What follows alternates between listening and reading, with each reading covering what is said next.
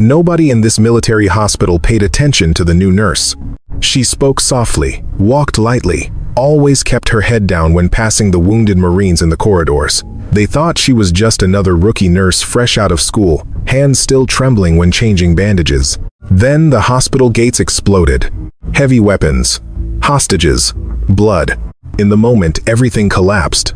The nurse bent down and picked up a fallen rifle from the floor and fired a single shot. From that instant, the Marines understood. She had never been just a nurse. The overhead lights in Ward C hummed with that persistent fluorescent buzz that never quite left your skull. Lieutenant Sarah Bennett moved between the beds with practiced silence, her footsteps barely audible on the linoleum floor. She'd been at Forward Operating Base Medical Station 7 for 3 weeks now, and most of the Marines still didn't know her name. New Girl, they called her. Or sometimes, the Quiet One. Staff Sergeant Marcus Hayes watched her from his bed near the window, his left leg suspended in traction. He'd been watching her for days now, though he couldn't say exactly why. Something about the way she moved, too precise, too aware, like she was mapping the room every time she entered. "You need anything, Staff Sergeant?" Sarah asked, checking his IV line without meeting his eyes. "Nah. You good at this, though. Better than Jenkins was." Marcus shifted slightly, trying to get comfortable. "Where'd you train?" "Johns Hopkins program." The answer came quick, rehearsed.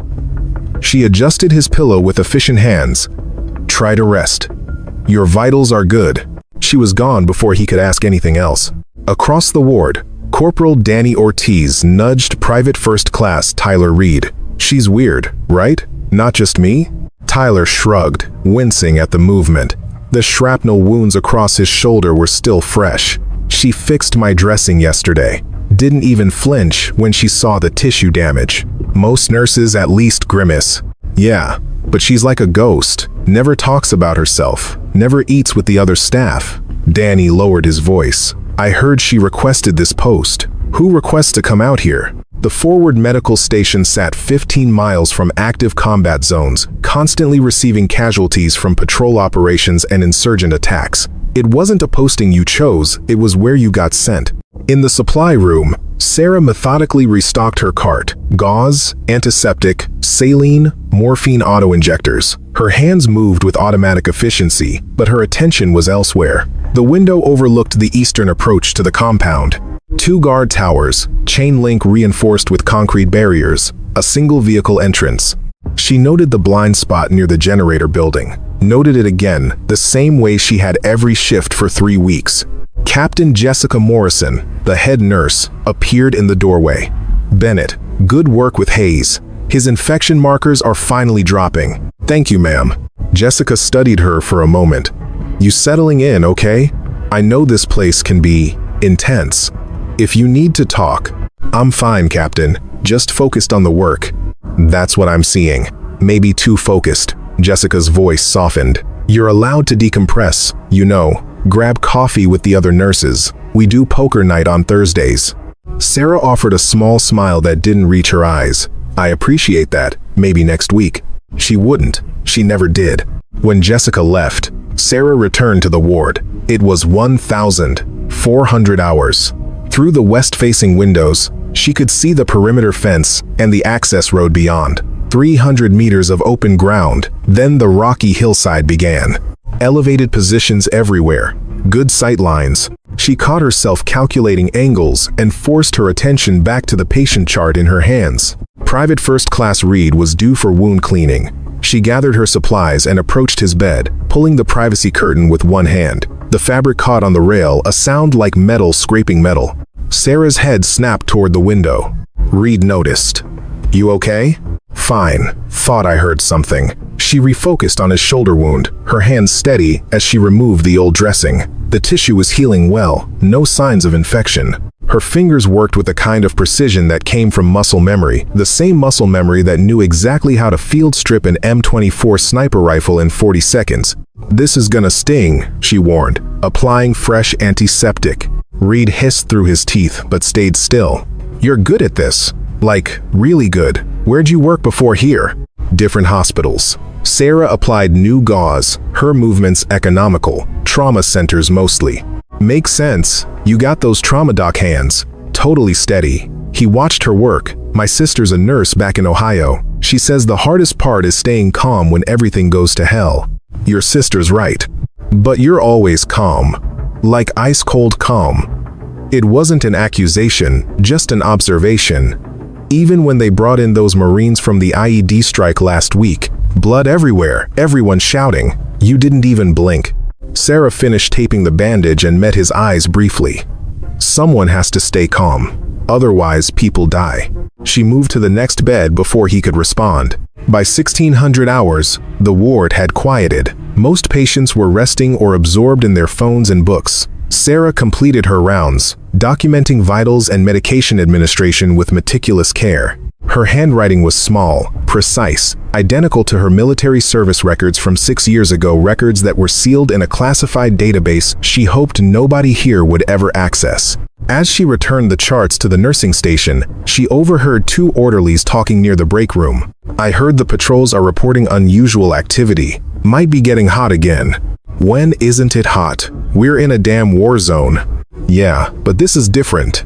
Increased chatter. Command's nervous. Sarah filed the information away and continued working. At shift change, she found Marcus still awake, staring at the ceiling. His pain medication was due in 30 minutes, but something in his expression made her pause. Can't sleep, Staff Sergeant? Thinking. He turned his head toward her. You ever been in combat, Bennett? The question landed like a fist to the sternum. Sarah kept her expression neutral. I'm a nurse. That's not what I asked. No, she said carefully. I haven't been in combat.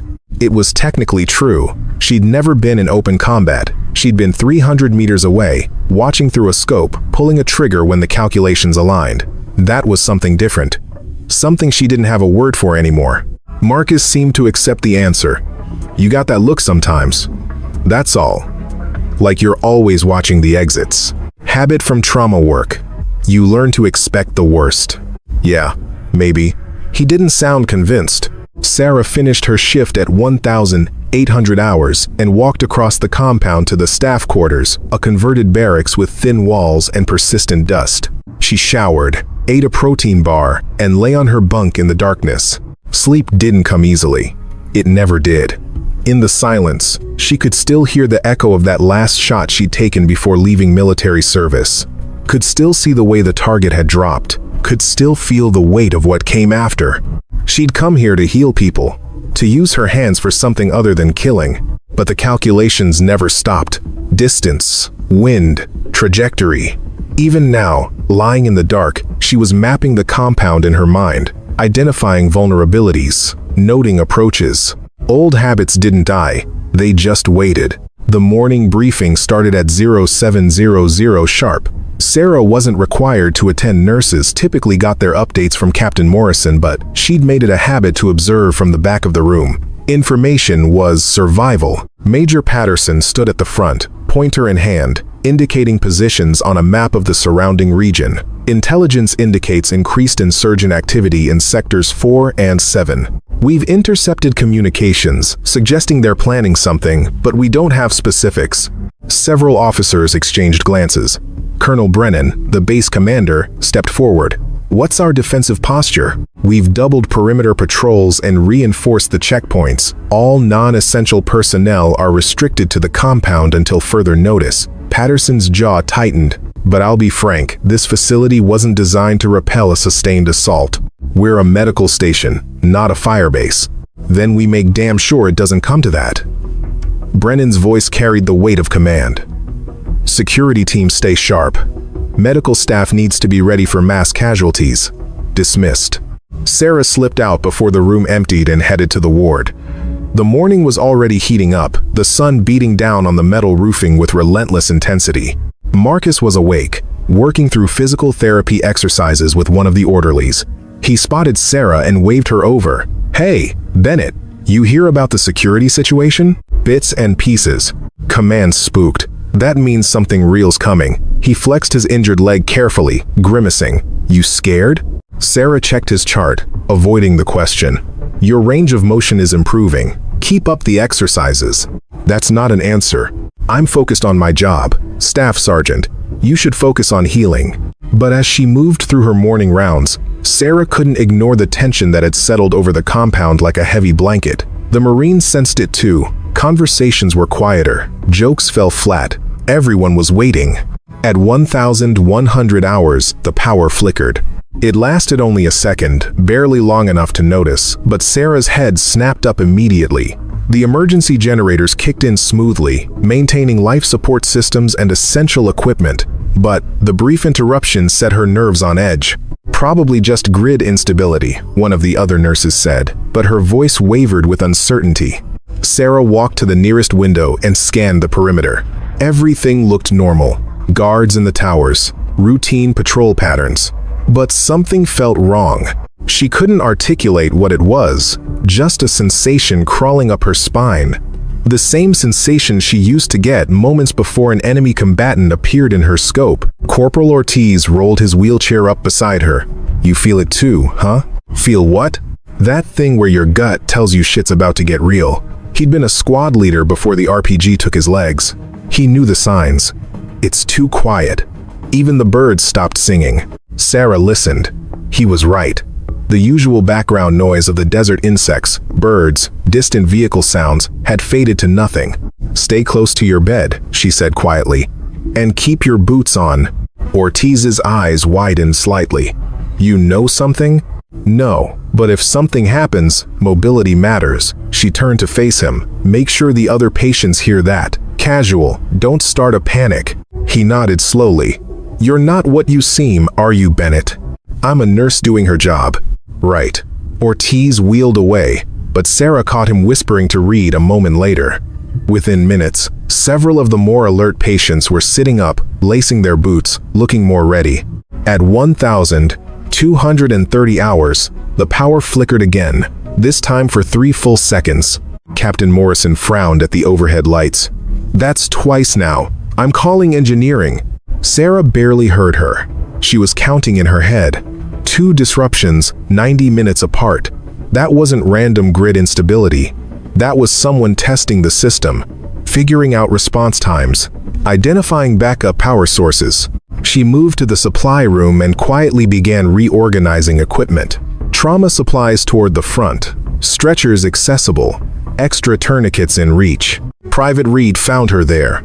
"Bennett, what are you doing?" "Prepping for mass casualties. Just being proactive." "Because of the power thing?" "Because we're in a combat zone and anything can happen." She met his eyes. "Help me move these oxygen tanks. We need them closer to triage." They worked in silence for several minutes. Reed was smart enough not to ask more questions, but his movements had become urgent, matching her energy. At 1,400 hours, the radio in the security office crackled with a distress call from one of the outer patrol units. The message was brief and broken. "Contact, multiple hostiles need backup." Then static. Sarah heard it through the open door as she passed. She watched the security team scramble, grabbing rifles and gear. Major Patterson was shouting orders, coordinating response units. She kept walking, but her mind was racing. The pieces were coming together. Power disruptions to test defenses and confuse sensors. Probing attacks on outer patrols to draw resources away from the main compound. Classic diversionary tactics before a primary assault. She found Captain Morrison in the administrative office. "Ma'am, request permission to begin emergency triage setup." Jessica looked up from her paperwork, confusion crossing her face. "We haven't received any mass casualty alerts. The patrol unit that called for backup if they're engaging multiple hostiles will have wounded coming in fast. Better to be ready." The captain studied her for a long moment. "You're very calm about this." "Someone has to be." "Fair enough. Do it. Take whoever you need." Sarah gathered 2 orderlies and began converting the physical therapy room into an overflow triage area. They moved tables, set up IV poles, organized supplies with military efficiency. The orderlies followed her instructions. Without question, she gave orders like someone who expected to be obeyed. At 1,445 hours, the convoy returned. 4 casualties, 2 critical. Blood and chaos flooded into the emergency bay. Sarah was there immediately, hands moving with absolute certainty. Pressure on the femoral bleed. Saline bag hung. Airway secured. "I need plasma," she called out, not looking up from the Marine on her table. Someone thrust it into her hand. She worked with the focused intensity of a surgeon, stabilizing the patient until the doctor arrived to take over. When it was done, she stepped back, hands red to the wrists, and allowed herself one deep breath. Marcus Hayes had witnessed the entire thing from his wheelchair in the hallway. When Sarah walked past him to scrub down, he grabbed her wrist. "That wasn't rookie nursing," he said quietly. "That was combat medicine. Who are you?" Sarah gently pulled free. "I'm the person who just saved that Marine's life. That's all that matters." But she could feel his eyes on her as she walked away. The questions were starting. The careful cover she'd maintained was beginning to crack. At 1,600 hours, the power went out completely. This time, it didn't come back on. And in the sudden darkness, Sarah heard the first explosion. The blast shook the building's foundation. Dust rained from the ceiling tiles as the emergency lights flickered on, casting everything in sickly red illumination. For one frozen heartbeat, nobody moved. Then, the screaming started. "Everyone down." Major Patterson's voice cut through the chaos. "We're under attack." Sarah's training overrode everything else. While nurses and patients scrambled in confusion, she moved with purpose, grabbing the nearest gurney and positioning it as a makeshift barrier near the entrance to Ward C. Her hands were steady. Her breathing was controlled. This was the moment she'd been unconsciously preparing for since she arrived. "Bennett, what are you doing?" Captain Morrison appeared at her elbow, face pale with shock. "Creating cover for the patients. We need to move the most vulnerable to interior rooms away from windows." Sarah's voice was calm, almost detached. "The explosion came from the main gate. They'll push through there first." "How do you—" Another explosion, closer this time. The windows rattled but held. "No time," Sarah grabbed Morrison's arm. "Get everyone who can walk to the center hallway, now." The authority in her voice was unmistakable. Morrison blinked once, then started shouting orders to the other nurses. Within seconds, organized chaos replaced panic. Sarah moved through the ward with mechanical efficiency. "Staff Sergeant Hayes, can you move?" Marcus was already transferring from his bed to a wheelchair, jaw set with determination. "Yeah." "What's happening?" "Armed assault. Multiple hostiles." She helped secure his leg brace. "I need you to help get the immobile patients to safety. Can you do that?" "Damn right I can." He grabbed Corporal Ortiz's wheelchair. "Let's move, people." The Marines who could walk were already up, some grabbing makeshift weapons, crutches, IV poles, anything. They'd been trained for this. Wounded or not, they were still fighters. Sarah counted heads rapidly. 23 patients in this ward, 14 ambulatory, 9 requiring assistance. She pointed to Reed. "Private, help me with Johnson. We need to get him off the ventilator temporarily." They worked together, carefully disconnecting tubes and switching the patient to a portable oxygen tank. Johnson's vitals remained stable barely. Through the chaos, Sarah's mind was mapping terrain. The central corridor had no windows, solid concrete walls. It was the most defensible position in the building. But it was also a trap if they got pinned there. She was thinking like a tactical operator, not a nurse, and she couldn't afford to stop. The sound of gunfire erupted outside the staccato crack of automatic weapons mixed with deeper booms of explosives. The security team was engaging. Sarah counted the intervals between shots, calculating the size of the attacking force from the rhythm of the firefight. At least 15 hostiles, probably more. A Marine corporal rushed into the ward, rifle in hand, face streaked with dirt and blood. "They've breached the perimeter." "We're falling back to secondary positions. Medical personnel need to shelter in place." "Where's Colonel Brennan?" Major Patterson demanded. "Command post. He's coordinating the defense." The corporal's eyes swept the room. "Barricade the doors. Don't let anyone in unless they give the code word." "What's the code word?" Sarah asked.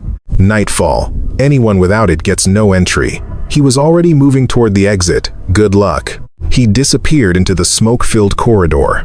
Sarah turned to Morrison. "We need to secure all entry points. Heavy furniture against the doors, windows covered. Make this place into a bunker. We're a hospital, not a fortress. We're whatever we need to be to survive." Sarah was already pushing a supply cabinet toward the main entrance. Several Marines moved to help, their faces set with grim determination. Danny Ortiz wheeled himself over to Sarah. "You've done this before." It wasn't a question. Sarah didn't answer. She braced her shoulder against the cabinet and shoved it the final few inches into position. Everyone who can fight needs a defensive position. Windows, doorways, any approach vector. Approach vector, Ortiz repeated slowly. That's not nurse talk. A tremendous explosion rocked the building so close that the floor buckled. Ceiling panels crashed down. Someone screamed. The lights went out again. Even the emergency systems, plunging them into complete darkness. Sarah's night vision adapted immediately. She could hear everything. Ragged breathing, whispered prayers, the distant sound of boots on concrete.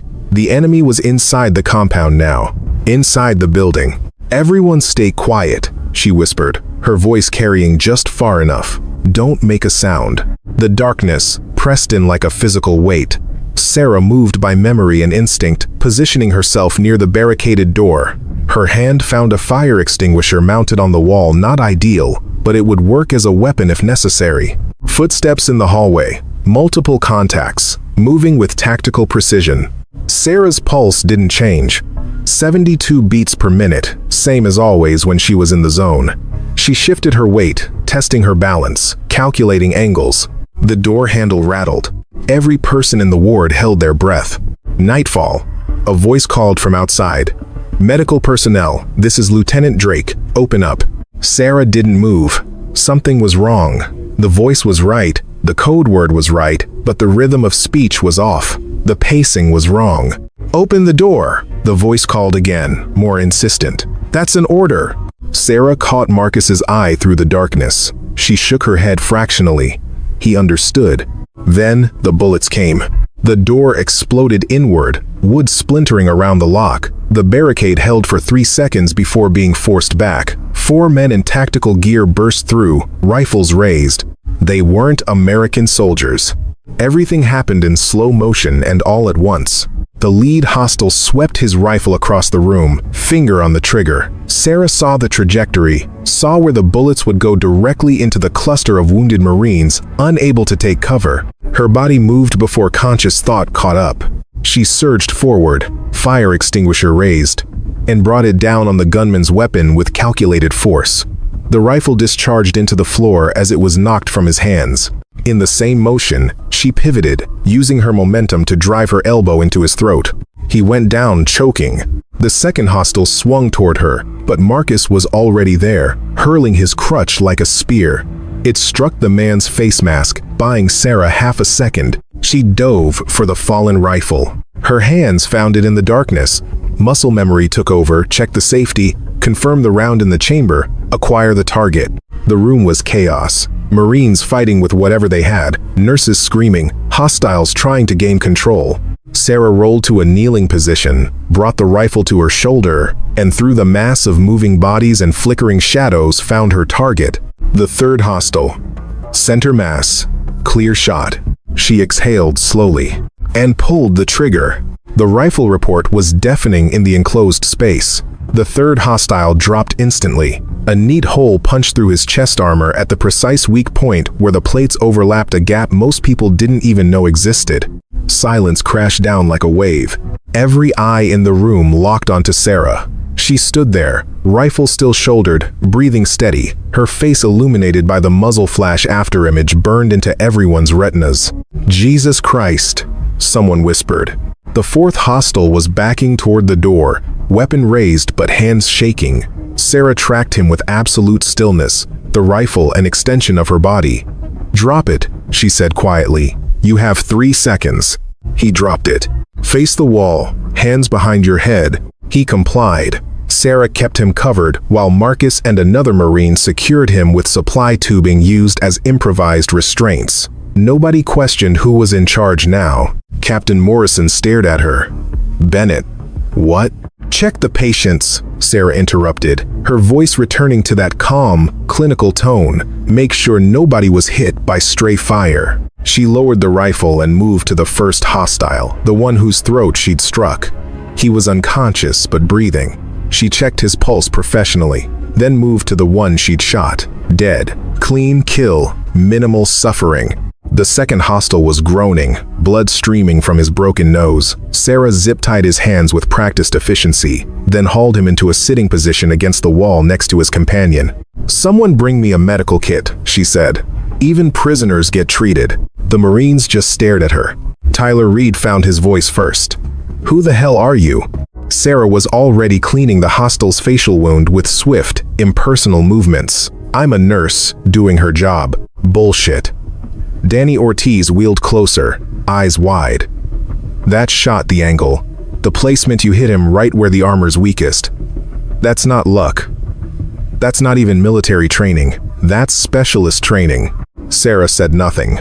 She finished bandaging the prisoner and stood, checking the magazine in the captured rifle. 15 rounds remaining. She ejected it, cleared the chamber, and handed the weapon to Marcus. "Anyone here know how to use this?" "I do," Marcus said slowly, taking it with his good hand. "But you're way better." "I'm a nurse. You're Marines. Defend your people." She turned toward the barricaded door, listening. "They'll be regrouping. This was probably a probe to test our defenses. The real assault is coming." "How do you know that?" Morrison asked, but there was less doubt in her voice now. "Because that's what I would do." Sarah looked at the faces, watching her shocked, confused, beginning to piece things together. "If we don't move now, we're all dead. I need everyone mobile, ready to relocate. We can't defend this position." "Where do we go?" Marcus demanded. Sarah closed her eyes briefly, visualizing the compound layout. The surgical wing. Reinforced walls, fewer access points, elevated position. "It's defensible." She opened her eyes. "But we need to move fast, and we need to move smart." "You're calling the shots now?" Major Patterson appeared in the doorway, rifle in hand, face grim. He surveyed the scene, the dead, hostile, the prisoners, Sarah, standing in the center, with blood on her hands. "Sir, this nurse just saved our asses," Marcus said firmly. "I don't know who she really is, but I know combat effectiveness when I see it." Patterson studied Sarah with the calculating gaze of a career officer. "Bennett, report. 4 hostiles breached this position. 1 Kia, 2 secured, 1 fled. Pattern suggests this was reconnaissance in force, testing response capabilities. Primary assault will target command and control facilities first, then systematically clear remaining resistance." Sarah's voice had shifted crisp, military, stripped of all civilian softness. "Current position is untenable. Recommend immediate tactical withdrawal to more defensible location." "And you know this how?" Sarah met his eyes. "Sir, with respect, explanations can wait until we're not about to die." A burst of gunfire erupted somewhere in the building, followed by shouting and another explosion. Patterson's jaw tightened. "Fine. Everyone, capable of moving, grab what you can carry and prepare to relocate." "Bennett, you're on point." "That's an order. You clearly know what you're doing. So do it." He moved to help lift a stretcher. "We move in 2 minutes." Sarah nodded once and turned to organize the evacuation. She designated carriers for the immobile patients, assigned security positions to armed Marines, and planned the route with tactical precision. As they worked, Reed limped over to her. "Bennett, hey." She glanced at him while checking weapons. "What?" "That shot you made. My dad was a Marine instructor. He used to talk about the advanced marksmanship school, the specialized programs." Reed's voice dropped lower. He said the truly scary shooters were the ones who could thread a needle through chaos, who saw patterns instead of panic. "Your point?" "You didn't aim. You just knew where to shoot." His eyes searched her face. "You were one of them, weren't you? A sniper." Sarah strapped on a tactical vest she'd taken from one of the hostiles. It fit like she'd worn one 1,000 times before. "I'm whatever I need to be to keep you alive, Private. Now grab that medical bag and stay close." She moved away before he could respond, but she felt his gaze following her, felt all their gazes. The secret she'd buried for 6 years was clawing its way to the surface with every decision, every movement, every impossible shot. Major Patterson called out, 30 seconds, check your buddy, secure your gear." Sarah did a final head count. 23 patients, 8 nurses, 12 security personnel. Not enough, not nearly enough if the hostiles had numbers on their side. but she'd worked with worse odds before. "Listen up," she said, her voice carrying across the room with unexpected command. "We move fast and quiet. Keep spacing tight but not bunched if they hit us. I want minimal casualties. Watch your sectors. Anyone falls, we recover them. Nobody gets left behind." "Since when does a nurse run tactical movement?" one of the security team muttered. Marcus answered before Sarah could. "Since she just took out 3 hostiles and saved all our lives? You got a problem with that, Curtis?"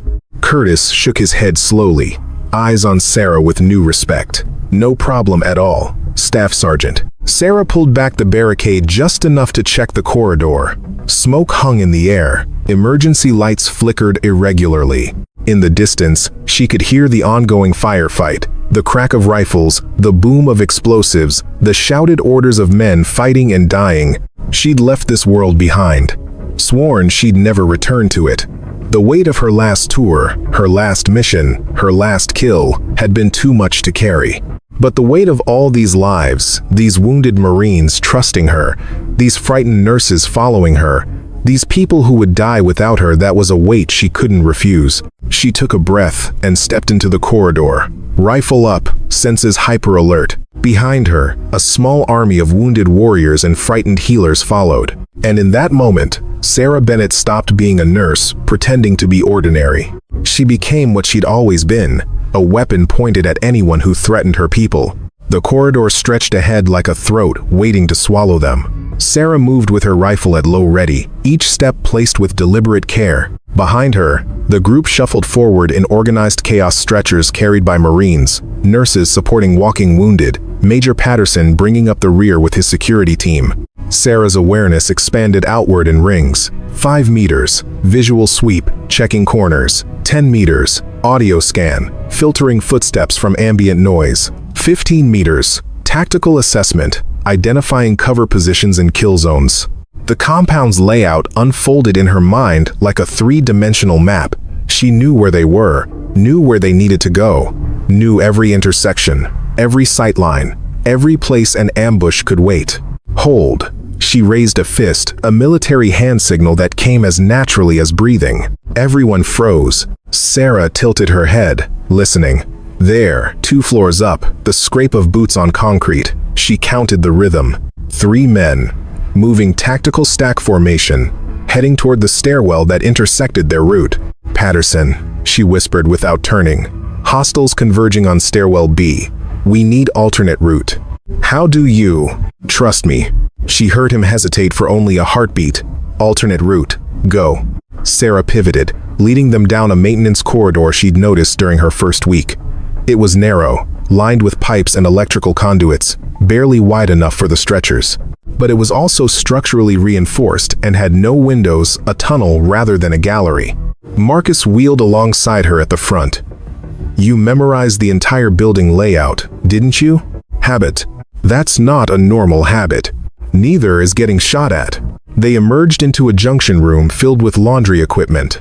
Sarah held up a hand, scanning the space. 2 doors, one leading toward the surgical wing, one leading outside. She moved to the external door and peered through the reinforced glass. The compound yard was a war zone. Smoke drifted across the open ground. Bodies lay scattered, both attackers and defenders. Fires burned in 2 buildings. And approaching from the east, moving with military precision, were at least 20 more hostiles. "They've got numbers," she muttered. "They've got coordination." She watched their movement patterns, reading the tactical formation like a language. Professional, not insurgents. "This is a trained unit." "What?" Patterson appeared at her shoulder, following her gaze. His face went pale. "Jesus Christ. Those are mercenaries," Sarah finished. "Probably former military. They're executing a proper assault plan," she pointed. "Fire team providing suppression, breaching team on the move. Support element waiting for the opening." "You're reading all that from here?" Sarah turned away from the window. "We need to move. Now. They'll have that door breached in 3 minutes." She led them toward the surgical wing at a faster pace. Patients grimaced in pain but didn't complain. They'd all seen the enemy forces. They understood the stakes. Halfway there, Sarah spotted movement ahead, a figure rounding the corner. She had her rifle up in an instant, sight picture perfect, finger on the trigger. "Nightfall!" the figure shouted, hands raised. Lieutenant Drake, his face blackened with soot, uniform torn. "Don't shoot!" Sarah lowered the weapon. "Lieutenant, status?" Drake stumbled toward them, clearly in shock. "They hit us everywhere at once. Coordinated strikes on communications, power, and perimeter defenses. We've got maybe 20 effective fighters left. The rest are dead, wounded, or cut off." His eyes found Patterson. "Sir, Colonel Brennan is pinned down in the command post. He's calling for everyone to fall back to the surgical wing for a last stand." "Then that's where we go." Patterson squeezed Drake's shoulder. "Get yourself together, son. We need every rifle." They reached the surgical wing 5 minutes later. The heavy security doors were already barricaded from the inside. Sarah had to give the code word 3 times before they'd open. The scene inside was controlled chaos. Wounded Marines lined the walls. Medical staff worked frantically to stabilize critical patients. Colonel Brennan stood at a makeshift command center, coordinating with the remaining security forces via handheld radio. He looked up as they entered, his eyes sweeping the group, then locking onto Sarah. "Who's in charge of this group?" "I am, sir," Patterson reported, "but we had, assistants." Brennan's gaze settled on Sarah, who still carried a rifle like she was born with it. "You're the new nurse, Bennett." "Yes, sir." "Patterson says you can fight, if necessary." "It's necessary." Brennan gestured to the radio. "We're cut off. Air support is 30 minutes out, assuming they can get clearance to engage in this area. Reinforcements are even further. We're on our own." He studied her with the intensity of a man making a life or death calculation. "Can you shoot?" Sarah felt every eye in the room on her, felt the weight of the question and everything it implied. If she said yes, she'd have to explain why. Have to explain the 6 years she'd spent running from her past. Have to face all of it.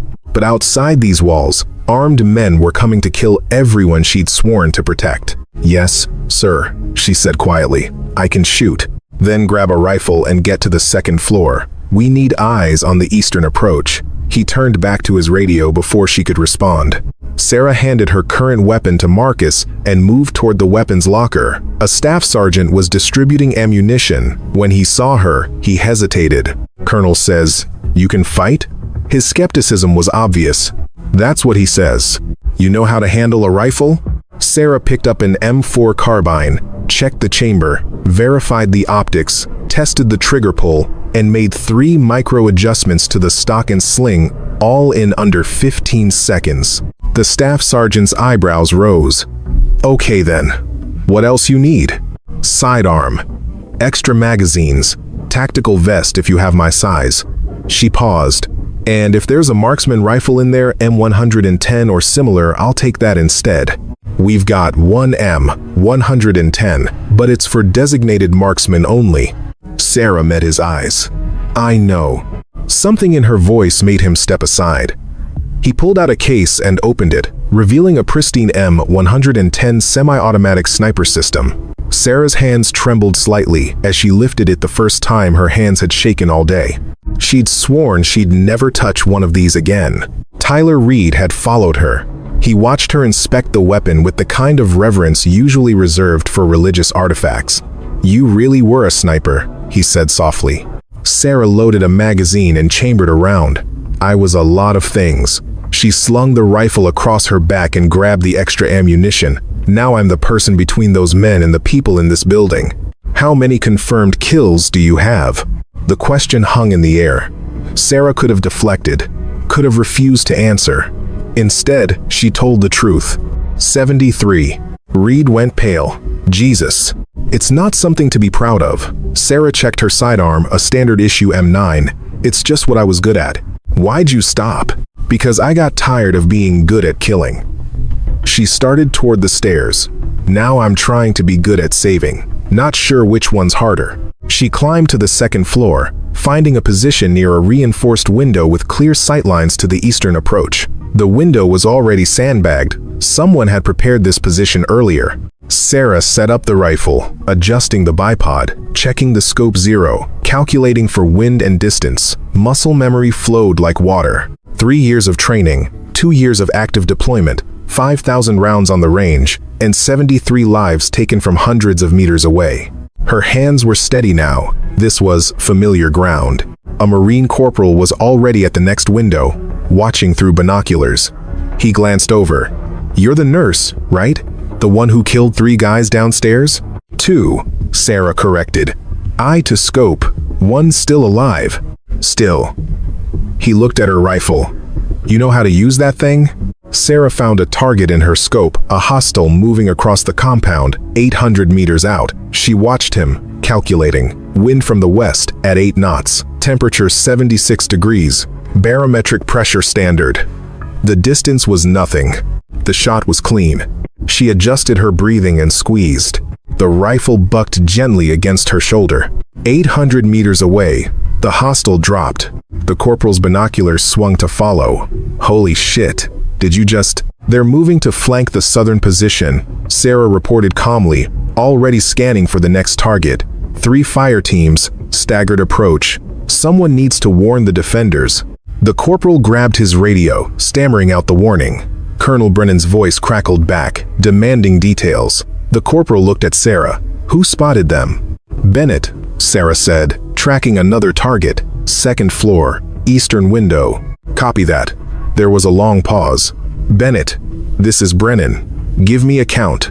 Sarah swept her scope across the battlefield. 27 hostiles visible. Estimate another 15 to 20 hidden or in reserve. They're setting up a mortar position behind the motor pool. Recommend immediate countermeasures. Another pause. "Understood. Good eyes, Bennett. Keep feeding me intel." "Roger that, sir." The corporal stared at her. "You're not just a sniper. You're like an elite-level sniper." Sarah found another target. Exhaled. Fired. "I'm whatever we need to survive." The battle developed like a deadly chess match. Sarah called out positions, patterns, and tactical movements while systematically eliminating high-value targets, spotters, communications personnel, anyone coordinating the assault.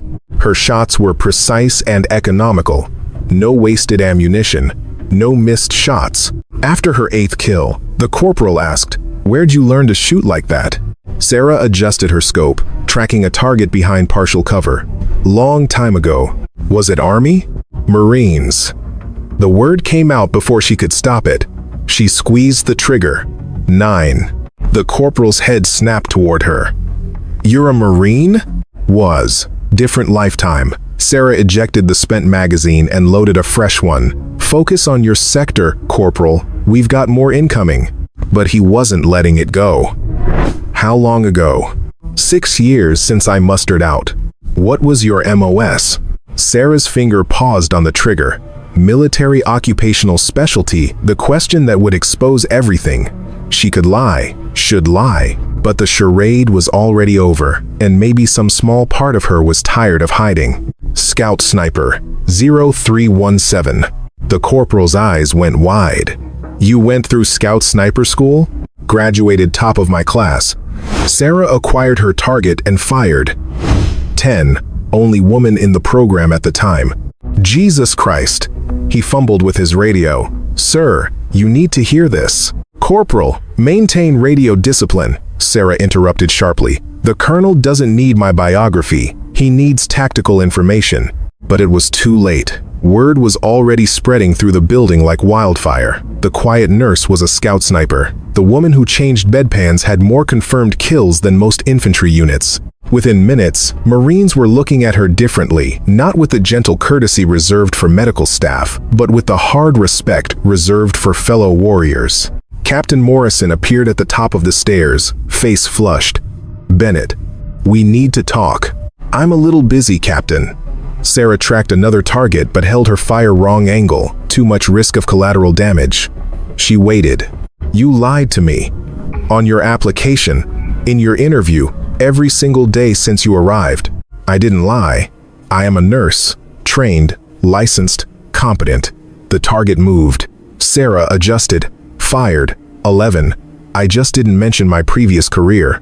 "Your previous career as a goddamn military sniper?" "Scout sniper," Sarah corrected mildly. "There's a difference." Morrison grabbed her shoulder. forcing Sarah to look at her. Why? Why hide it? Why work as a nurse if you were some kind of elite operator? Sarah met her eyes, and for the first time, let the walls come down. Because I was tired of killing, Captain. Because every time I closed my eyes, I saw faces. 73 faces. And I couldn't carry them anymore. She turned back to her scope. I thought if I saved enough people, it might balance out, might make me something other than a weapon. The anger drained from Morrison's face, replaced by something like understanding. Does it balance out? I don't know yet. Sarah found another target. Ask me when this is over. 12. Colonel Brennan's voice crackled over the radio. All personnel, enemy force is preparing for a major push. They're massing at the northern perimeter. This is it, everything they've got. Hold your positions and make every shot count. Sarah scanned the northern approach through her scope. The colonel was right. She counted 43 hostiles forming up, more than she'd seen previously. They'd been holding reserves. This was the knockout punch. They'll use smoke, she said to the corporal. Cover their advance, then come in fast and hard. How do you know? Because it's what I'd do. Sarah adjusted her position slightly, getting a better angle on the staging area. When that smoke goes up, they'll have about 90 seconds of concealment. That's when I need to work. Marcus Hayes rolled his wheelchair up to the sandbag position, his legs still in the brace. He'd strapped on a tactical vest and carried a rifle across his lap. They're saying you're some kind of legend. They're exaggerating. 73 confirmed kills. Top Scout sniper graduate, only woman to make it through. Marcus's voice was quiet but firm. That's not exaggerating. That's a damn legend. Sarah kept her eye to the scope. Legends don't shake when they change bandages, Marcus. Legends don't have nightmares about the people they've killed. She took a breath. I'm just someone who was very good at a terrible job. Why'd you leave? The smoke grenades popped across the northern perimeter, 6 white columns erupting simultaneously. The assault was beginning. Because of Somalia. Sarah's voice dropped to almost a whisper as her hands moved with machine precision, tracking targets through the smoke with thermal imaging. My last mission. I was providing overwatch for a humanitarian convoy. We got ambushed. I had multiple targets, civilians in the mix, rapidly evolving situation. She fired. 13. Adjusted. 14. Her hands moved like they were separate from her body. I made the right calls.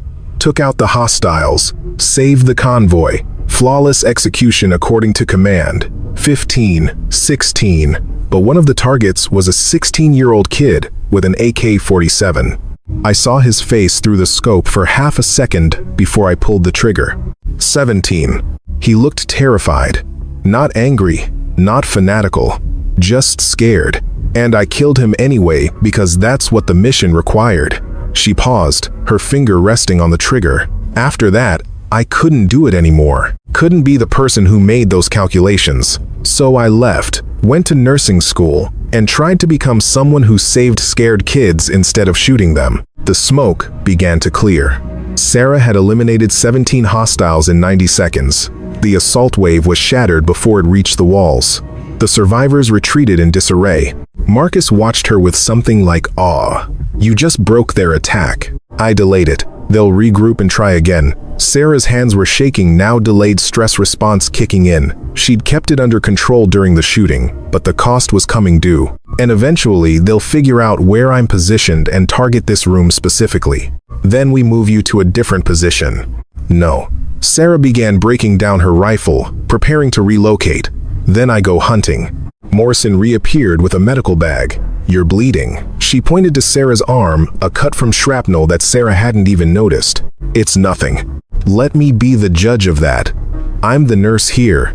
Morrison's voice had a wry edge. Or the nurse who's actually admitting she's a nurse. Anyway. Sarah let her clean and bandage the wound. As Morrison worked, she said quietly, for what it's worth, you're the best trauma nurse I've ever worked with, even with the hidden past. Maybe because of it. Thanks, Captain. Call me Jessica. I think we're past formality. She finished taping the bandage. You know they're going to ask you to do more than just shoot, right? Brennan's going to want you involved in planning the defense. I'm not a tactician. You're the most tactically competent person in this building. Don't pretend otherwise. Jessica squeezed her shoulder. You spent 6 years running from what you were. Maybe it's time to stop running and accept that you can be both. A killer and a healer. A weapon and a hand. Sarah didn't respond. She gathered her gear and headed for the stairs, Marcus rolling alongside her despite his injury. "Where are you going?" he asked. "To brief the colonel. To help plan the defense." She paused on the landing, looking back at the window where she'd just killed 17 people. "And then, I'm going to go outside and take the fight to them. Because Jessica's right, I'm tired of running from what I am." "And what's that?" Sarah met his eyes. "The thing that stands between my people and anything that wants to hurt them. Whether that means changing bandages or pulling triggers." They descended the stairs together, heading toward a command center where a Marine Corps colonel was about to take tactical advice from a nurse with 73 confirmed kills and counting. The revelation was complete. The weapon had returned to war. The command center had transformed into a war room. Maps covered every available surface. Radio chatter crackled from multiple handsets. Colonel Brennan stood at the center of it all, coordinating what was left of his defense force with grim determination. He looked up as Sarah entered. "Bennett, your shooting just bought us 15 minutes. Well done." "They'll adjust their tactics, sir. Next assault will be harder." "Then we'd better be ready." Brennan gestured to the map. "I'm open to suggestions." Every head in the room turned toward Sarah. The weight of their attention was suffocating. She'd spent 6 years avoiding exactly this, being the person in charge, making the calls that determined who lived and died. But they were waiting, and people were dying. Sarah stepped forward and studied the map. "Current defensive posture is purely reactive. We're waiting for them to hit us, then responding. That's a losing strategy against superior numbers."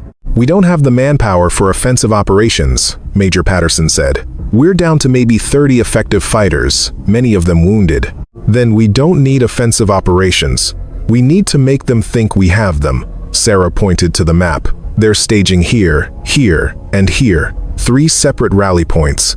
That means they're divided, expecting us to stay buttoned up." "Where are you going with this?" Brennan asked. "We hit their staging areas. Quick strikes. Disrupt their organization. Make them uncertain." Sarah traced routes on the map. "I can take out their command element from long range. Force them to waste time reorganizing. Buy us the 30 minutes until air support arrives." "You want to go outside the wire? Alone?" Patterson looked incredulous. "That's suicide." "No, it's calculated risk." Sarah met his eyes. "I've operated in hostile territory before. I know how to move unseen, how to find positions, how to disappear. And more importantly, I can take shots they won't expect from angles they haven't covered. You'll be surrounded by hostiles with no support. I'll have support." Sarah turned to Marcus. "Staff Sergeant Hayes has radio training. He can coordinate my positions with your defensive fire, create the illusion of multiple attackers." Marcus nodded slowly. "Deception through coordination. Make them think we have more people than we do." "Exactly." Sarah turned back to Brennan. "Sir, they're expecting a fortress defense. Let's give them a nightmare instead." Brennan studied her for a long moment. "You're really a scout sniper?" "Was, sir. But the training doesn't expire. Neither does the crazy, apparently." He looked at the map again, then at his watch. "Air support is 28 minutes out. You think you can stay alive that long?" "I've survived worse odds." "That's not an answer." "It's the only answer I have, sir." Brennan exhaled slowly. "Do it. But Bennett, you get in trouble out there. We can't help you. You'll be on your own." "Understood." Sarah gathered her gear, rifle, ammunition, tactical vest, sidearm. She moved with the mechanical efficiency of someone who'd done this 100 times before. Jessica Morrison appeared with additional supplies. Extra medical kit, tourniquets, quick clot. "Because you're still a nurse, and nurses plan for worst-case scenarios." "Thanks." Sarah strapped on the kit, trying not to think about having to use it on herself. Tyler Reed limped over, his face pale but determined. "Let me come with you. You need a spotter." "You can barely walk, Private." "I can see fine, and I'm a decent shot." His jaw set stubbornly. "Marines don't leave Marines to fight alone." Sarah started to argue, then stopped. He was right. She did need a spotter. And more than that, she understood the need to contribute, to fight even when your body was broken. She'd felt that same need every day of her nursing career. Stay close. Follow my lead. If I say run, you run. She looked at him seriously. You understand? This isn't bravery we're doing. It's necessity. I understand.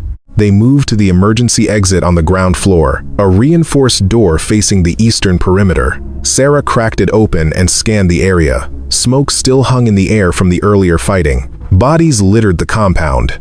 The enemy had pulled back to regroup, leaving a temporary lull. Time to move, she whispered. They slipped through the door and into hell. The compound had transformed into a moonscape of destruction. Craters pocked the ground. Buildings smoldered.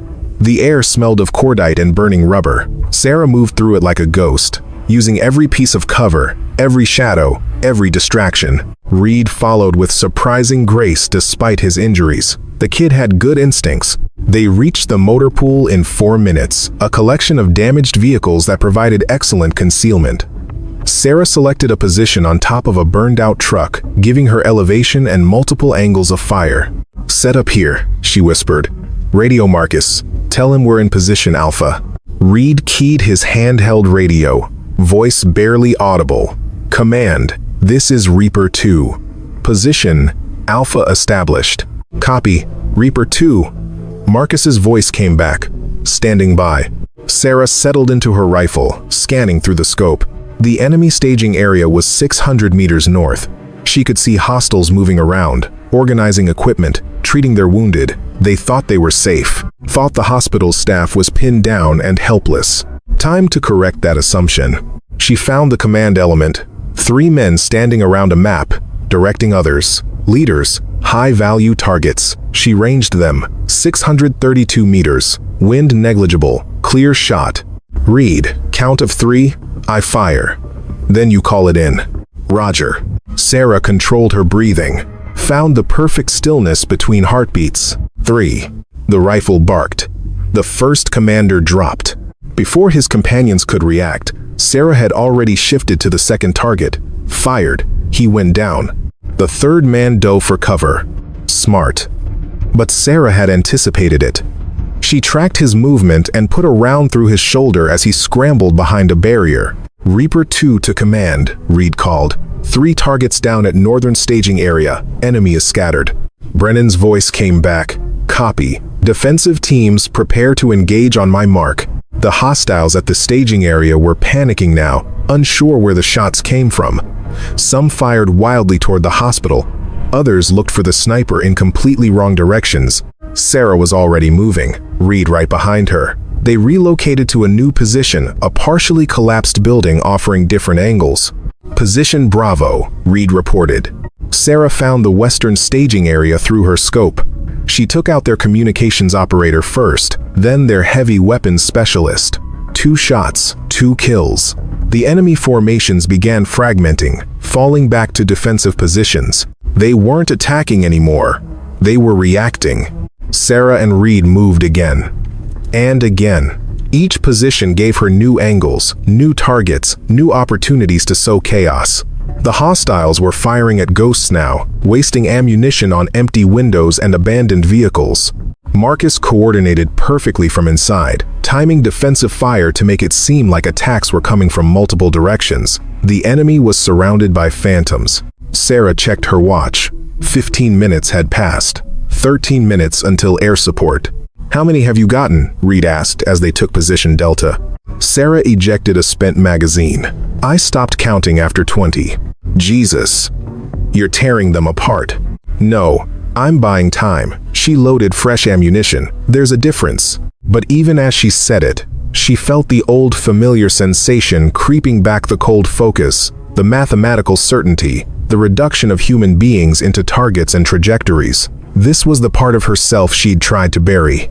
The part that was very, very good at killing. A burst of automatic fire stitched across their position. Sarah and Reed dove for cover as concrete exploded around them. They found us, Reed shouted. Time to move. Sarah grabbed his arm and hauled him toward the exit, bullets tracking their movement. They scrambled through a gap in the wall and rolled into a drainage ditch just as an RPG screamed overhead.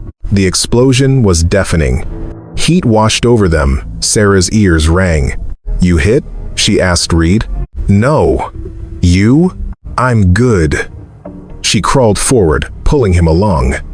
They emerged 50 meters away, behind a supply shed. The enemy was advancing now, pushing toward their last position. Good. Sarah had led them away from the hospital. She set up the rifle again, this time at nearly 800 meters. Long distance, challenging shot. But she'd made longer. The leading hostile, clearly experienced, moving with tactical precision, stepped into her crosshairs. She adjusted for distance and wind. Exhaled. Squeezed. He dropped. The others scattered, suddenly realizing they'd been baited. Sarah smiled grimly. "Still got it." A helicopter's distinctive thump echoed across the sky. "Air support, right on time." "Reaper 2 to command," Reed called. "I hear birds. Confirm air support?" "Confirmed," Marcus responded. "2 Apache gunships, ETA, 2 minutes. You need to mark your position so they don't engage you." Sarah pulled out a strobe marker and activated it. The infrared beacon would be visible to the helicopter's sensors. "Marked. Tell them to light them up." The Apaches came in low and fast, their weapon systems acquiring targets with ruthless efficiency. Within seconds, the compound erupted with the sound of chain guns and rockets. The enemy forces that had been hunting Sarah suddenly found themselves as prey. It was over in 5 minutes. The silence that followed was profound. Sarah lowered her rifle and just breathed. Reed sat beside her, staring at the devastation with wide eyes. "We did it," he whispered. "We actually did it. The helicopters did it. We just set them up." Sarah stood slowly, every muscle aching. "Come on. Let's get back before they think we're hostiles." They made their way back to the hospital through the wreckage. The Marines at the door recognized them immediately, not as a nurse and a wounded private, but as the two-person nightmare that had turned the tide. Colonel Brennan met them in the entrance. "Hell of a show, Bennett." "Just doing the job, sir." That was way beyond the job. He looked at her seriously. "I'm putting you in for a commendation. What you did today saved a lot of lives." Sarah thought about the lives she'd taken, added them to the running total in her head. "With respect, sir, I'd rather you didn't. I'm trying to leave that part of my life behind." "I don't think that's possible anymore." Brennan gestured to the Marines gathering around. "These people know what you are now, know what you can do. You can't put that genie back in the bottle." He was right. Sarah could see it in their faces. Respect, yes, but also expectation. They'd seen the weapon. They'd never see just the nurse again. And maybe that was okay. Maybe she didn't have to be one or the other. Maybe she could be both. The compound fell into an exhausted quiet. The Apaches made one more pass to ensure all hostiles were neutralized, then departed to refuel. Medical evacuation helicopters were inbound 30 minutes to start evacuating the most critical patients. Sarah helped with triage, her hands returning to the familiar work of nursing. But everything felt different now. The other nurses watched her differently. The Marines spoke to her differently. She'd crossed a line, and there was no going back. She was checking Private Johnson's vitals when the radio crackled with static. Then a voice. "This is Corporal Webb, Southern Perimeter. We've got a situation out here. Multiple wounded, one critical. We're pinned down and can't get back to the hospital." Sarah's head snapped up. She grabbed the radio from the nearest Marine. "Webb, this is Bennett. What's your status?" "Bennett? The sniper nurse?" Webb's voice was strained. "We got caught by a secondary cell we didn't know about. Took out most of them, but they got us good first. Private Daniels has arterial bleeding. I can't stop it. He's got maybe 5 minutes." Sarah looked at Colonel Brennan. "Sir." "No," Brennan said immediately. "We don't know if that area's secure. I'm not losing anyone else today. Daniels will die without immediate medical intervention. And you'll die if you go out there." Sarah set down her equipment and picked up her rifle. "Sir, with respect, I didn't become a nurse to let Marines bleed out." "Bennett, that's an order. Stand down." She paused at the door, looking back at him.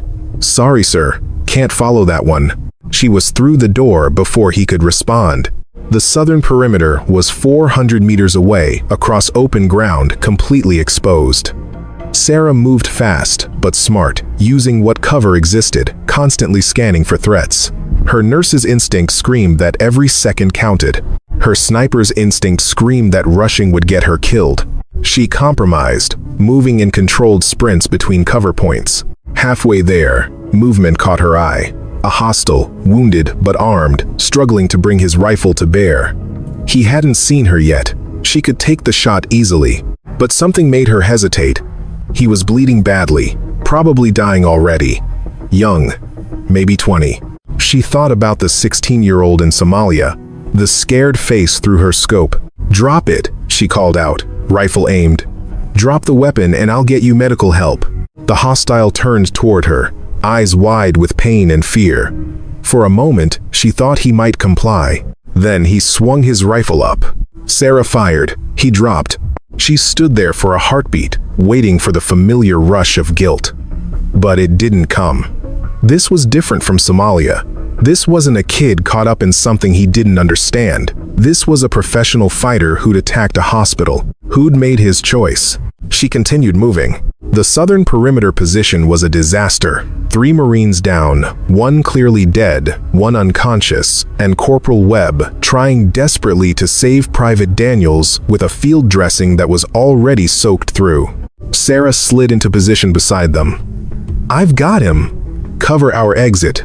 Webb's face flooded with relief. "Thank God. I didn't know what else to do." "You did fine. Now watch our backs." Sarah stripped away the inadequate bandage and assessed the wound. Severed femoral artery. Daniels was going into shock, skin pale and clammy. She had minutes at most.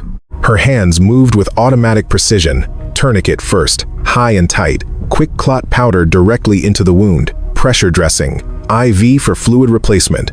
The training from 2 careers merged seamlessly. The sniper's steady hands. The nurse's medical knowledge. "Stay with me, Daniels," she murmured. "You're not dying today." His eyes fluttered open. "Bennett?" they said. "Sniper. I'm lots of things. Right now, I'm your nurse. Now shut up and let me work." The bleeding slowed to a trickle. His blood pressure stabilized slightly. Not great, but survivable if they moved fast. "Webb, we need to move. Can you carry Hernandez?" She indicated the unconscious Marine. "Yeah. What about Chen?" He gestured to the dead Marine. "We'll come back for him. Right now, the living take priority." Sarah got Daniels into a fireman's carry, grunting under the weight. Her shoulders screamed in protest. "Let's go." They started back toward the hospital, moving as fast as they could with their burdens. Sarah's legs burned. Her wounded arm leaked blood through the bandage, but she kept moving. They were 50 meters from safety when Sarah heard it, the distinctive sound of a heavy machine gun being racked.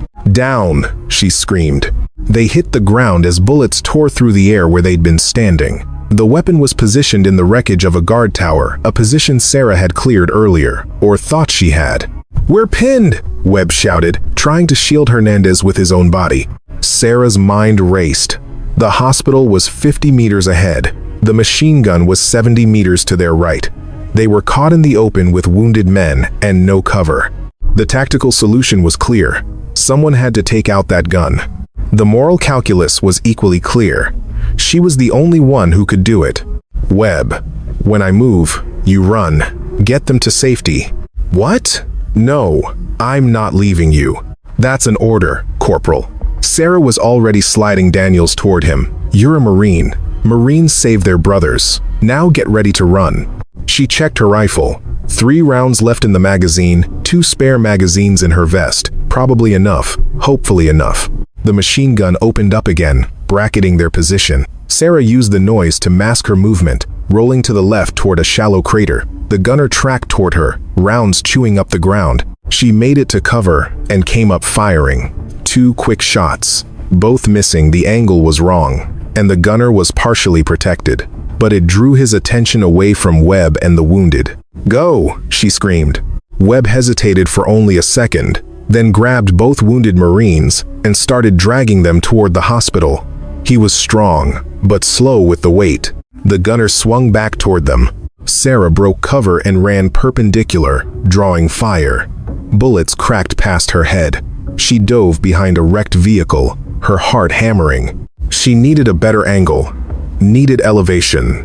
the burned-out guard tower next to the machine gun position. If she could get up there 20 meters above ground, she'd have a clear shot straight down into the emplacement.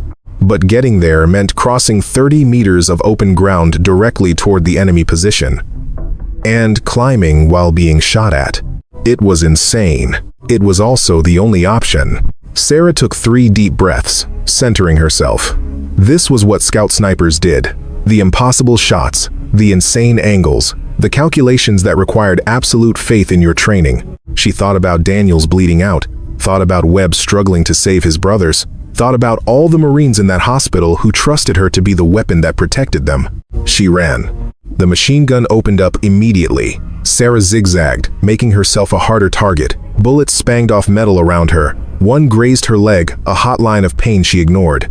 She hit the tower ladder and started climbing, using one hand while keeping her rifle slung. The gunner couldn't depress his weapon enough to hit her this close, but she could hear him screaming at someone, probably calling for backup. She reached the top platform and swung her rifle around. The machine gun position was directly below, 30 meters down. The gunner was exposed from this angle, frantically trying to relocate his weapon. Sarah's hands were rock steady. She centered the crosshairs on his head. "I'm sorry," she whispered, and fired. The gunner slumped. The machine gun fell silent.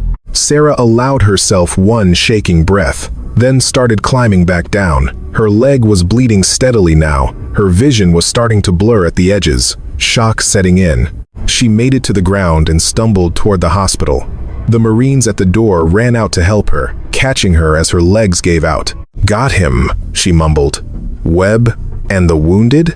Safe. They're safe." Marcus's face appeared above her. "Jesus, Sarah, you're hit. Just a graze. There's a lot of blood for just a graze."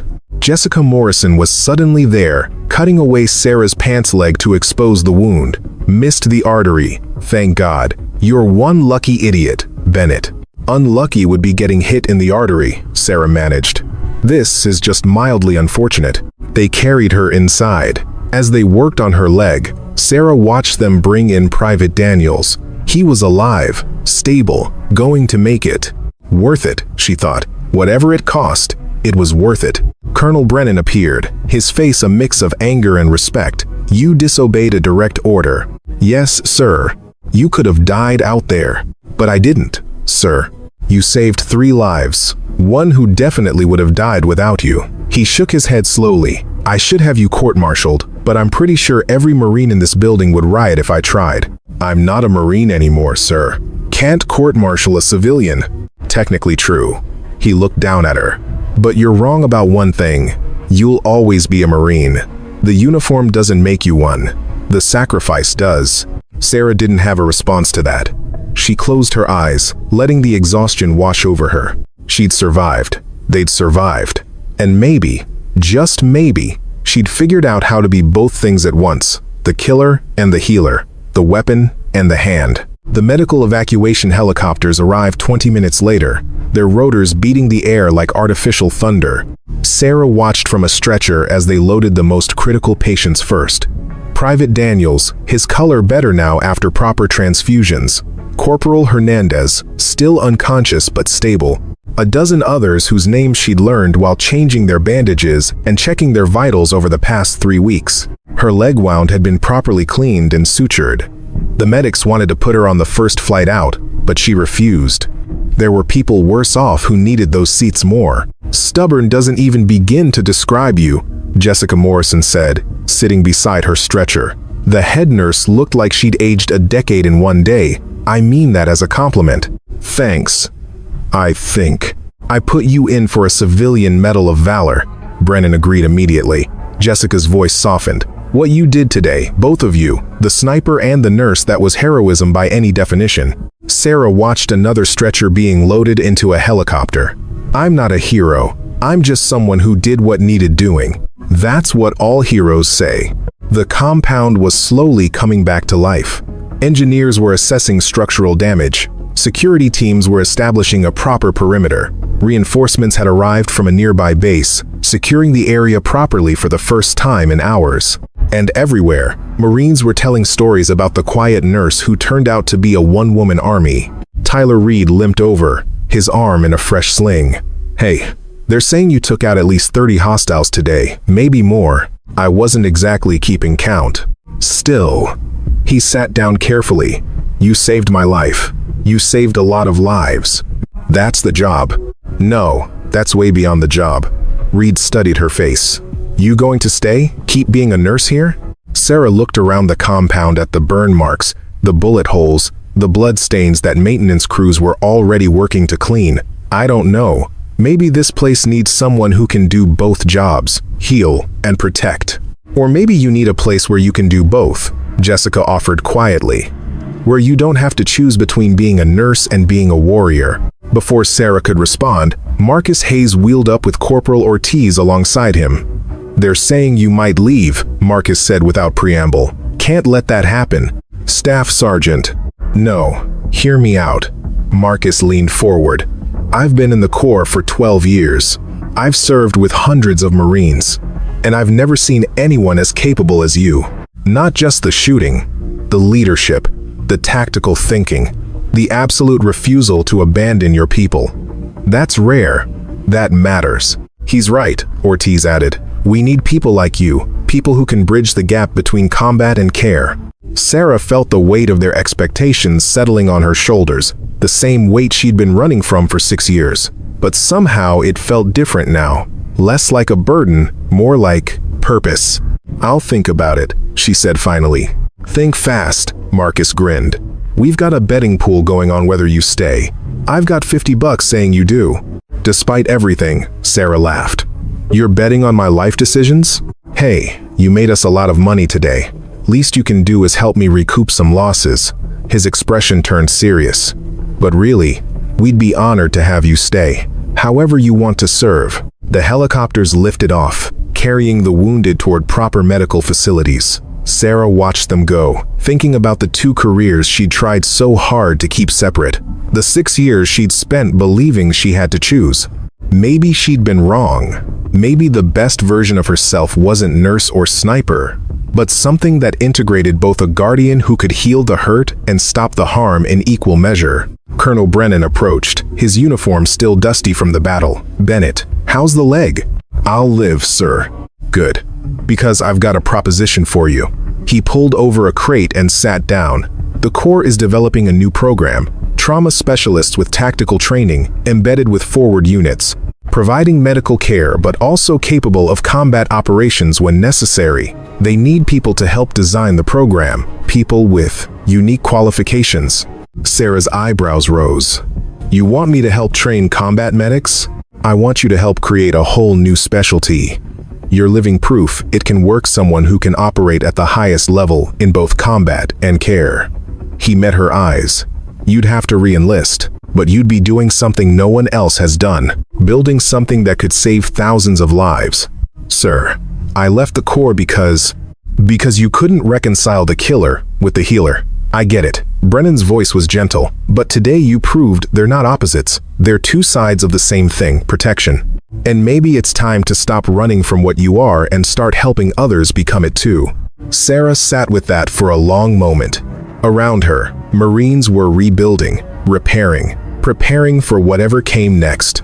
They'd survived because people refused to give up, refused to stop fighting for each other.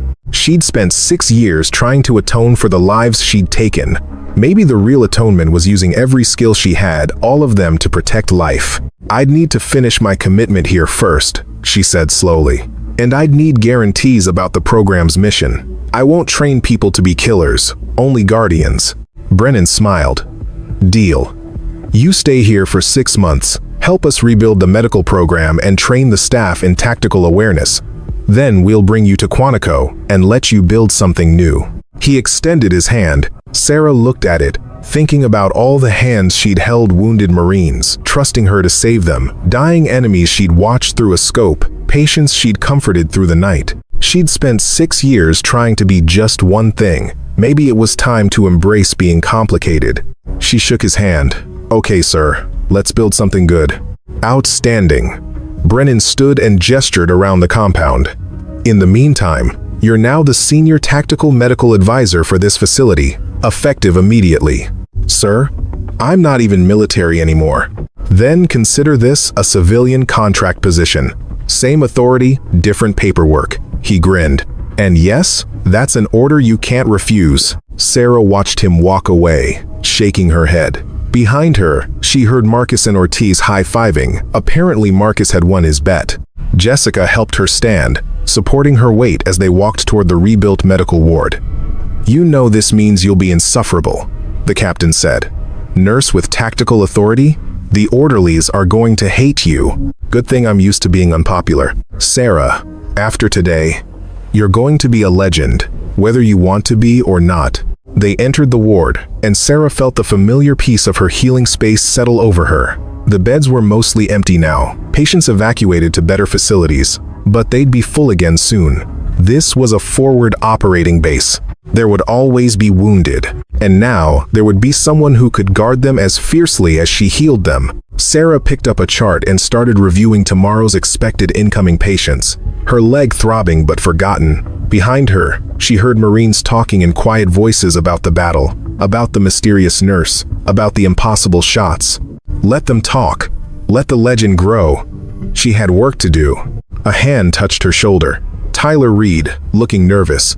"Hey, I know you're busy, but I was thinking, if you're staying, and if you're going to be training people, could you teach me? The tactical stuff, I mean. I'm a decent shot, but I want to be better. I want to be able to do what you do." Sarah studied him young, wounded, but absolutely determined. The same determination she'd felt 6 years ago, before Somalia, before the guilt, before the running. "It's not easy," she warned. "It's not glamorous.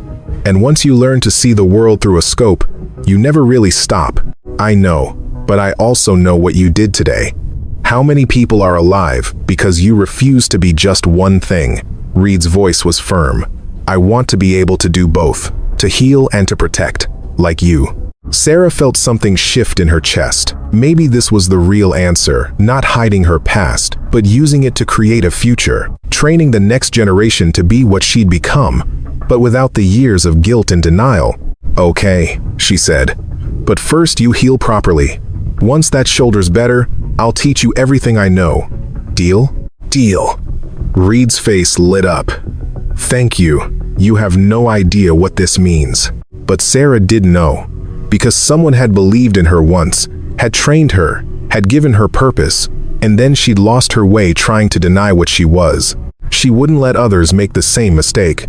The sun was setting over the compound, painting the destroyed buildings in shades of gold and red. Sarah stood at the window, looking out over the place that had become her unexpected home, watching Marines rebuild what had been torn down. Tomorrow she'd start the real work training, teaching, bridging the gap between combat and care, building something new from the ruins of what had been. But tonight, she was simply Sarah Bennett, former scout sniper, current nurse, future guardian. All of it. None of it. Everything in between. And finally, that was enough. 3 months later, the medical facility had been rebuilt stronger than before. Reinforced walls, improved security protocols, and a new training program that Jessica Morrison called unnecessarily paranoid, and Colonel Brennan called exactly what we need. Sarah stood in front of 20 combat medics, all of them watching her with the kind of attention usually reserved for visiting generals. Behind her, a whiteboard covered with tactical diagrams competed for space with anatomical charts. "The average combat medic focuses on stabilization," she said, pointing to a diagram. "You learn to stop bleeding, manage airways, treat shock. But in a forward operating environment, you need additional skills. You need to be able to operate under fire. Need to understand tactical movement, defensive positions, threat assessment." She clicked to the next slide, a photo from the attack 3 months ago. The training had gone real time. When this facility was attacked, we had excellent medics, but they weren't prepared to function as both healers and defenders. Today, you will be. Sarah's eyes swept the group. You will learn to read terrain like a sniper, move like infantry, and save lives like surgeons. Because in forward positions, you're not just medics. You're the last line of defense for the wounded who can't defend themselves. A hand went up.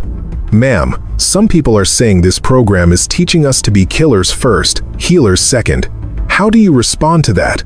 Sarah had expected this question, had been asked it a dozen times by visiting officers, by medical ethics boards, by other nurses who didn't understand. "You're being taught to be guardians," she said firmly. "The Hippocratic Oath says first, do no harm. But in combat, harm comes regardless of what we want. So we make a choice. Do we stand by helplessly while our patients die? Or do we develop the skills to protect them? I choose protection." She pulled up her sleeve, showing the scar from where she'd been shot during the attack. "I got this saving a Marine who was bleeding out. The hostile who shot me was trying to kill my patient. I stopped him. And I'd do it again without hesitation, because my oath to preserve life doesn't end when violence begins. It means I fight harder." The class was silent, absorbing this. "You'll never be asked to kill," Sarah continued. "But you will be trained to have the option if every other choice is exhausted. Just like carrying a tourniquet doesn't make you want to see amputations, carrying tactical skills doesn't make you want to use them. It just means you're prepared." She moved to practical exercises, teaching them to scan terrain while treating wounds, to identify defensive positions while moving casualties, to maintain medical discipline under the stress of incoming fire. Tyler Reed was her assistant instructor now. His shoulder healed, and his marksmanship improved dramatically. He demonstrated a one-handed patient carry while maintaining situational awareness.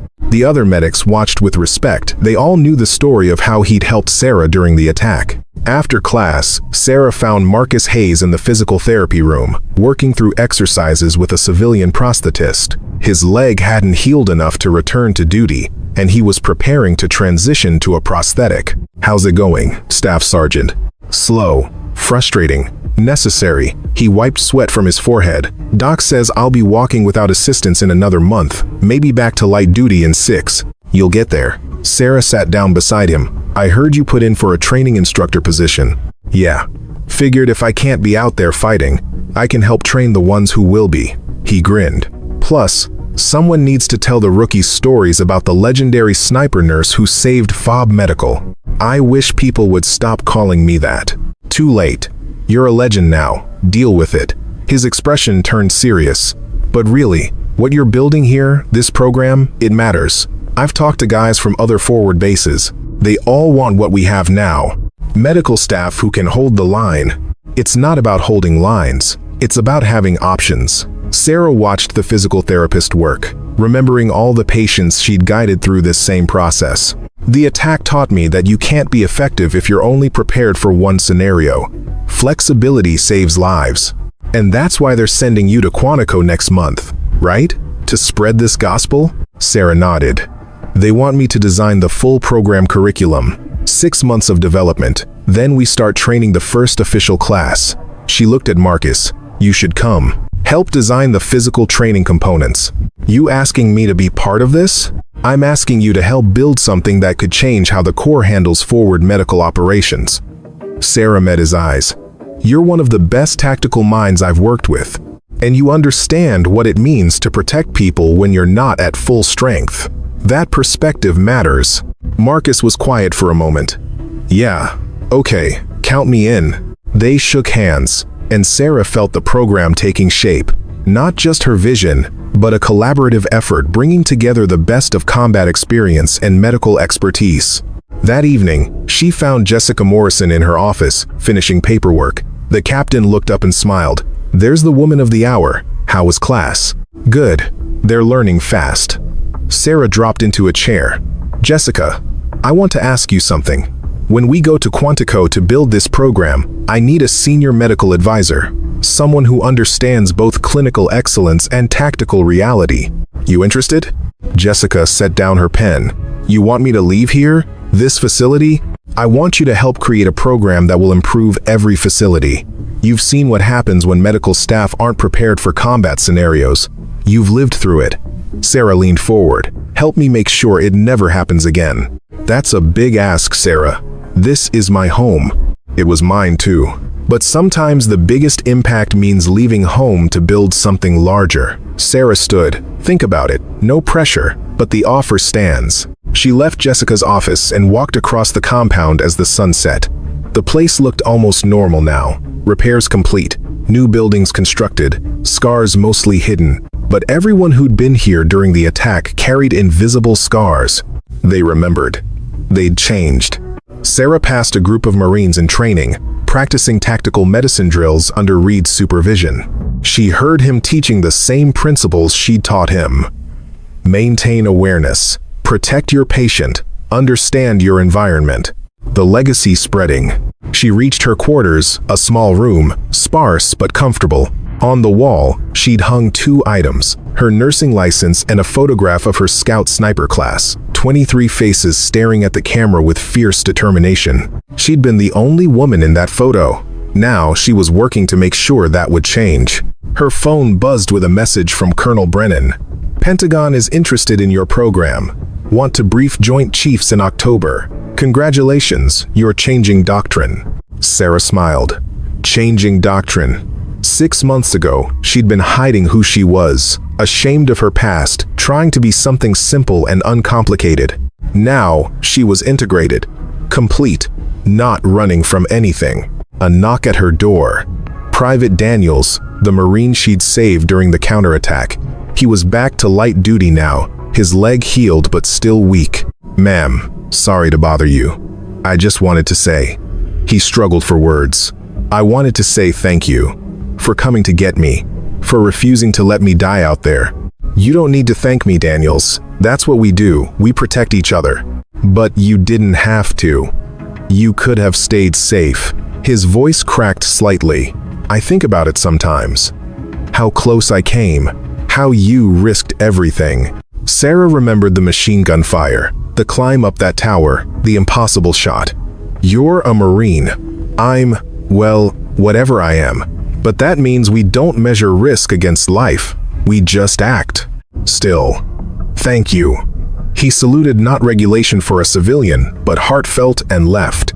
Sarah closed the door and sat on her bunk, thinking about the path that had led here. The shots she'd taken, the lives she'd saved, the 2 careers she'd tried to keep separate that had finally, inevitably, merged.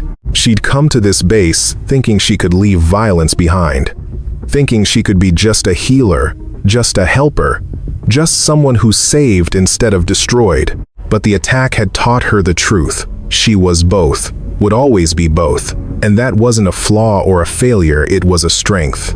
The sniper nurse, the guardian, the warrior healer. She'd stopped running from the labels. Now, she was creating new ones, building a legacy that would outlast any individual mission or moment. 6 years ago, she'd left the Marines because she couldn't carry the weight of who she was. Now she carried it differently, not as burden, but as purpose. Not as shame, but as strength. Sarah Bennett lay back on her bunk, letting exhaustion wash over her. Tomorrow would bring new challenges, new training, new opportunities to build something meaningful. But tonight, she could rest. The quiet nurse had become a legend.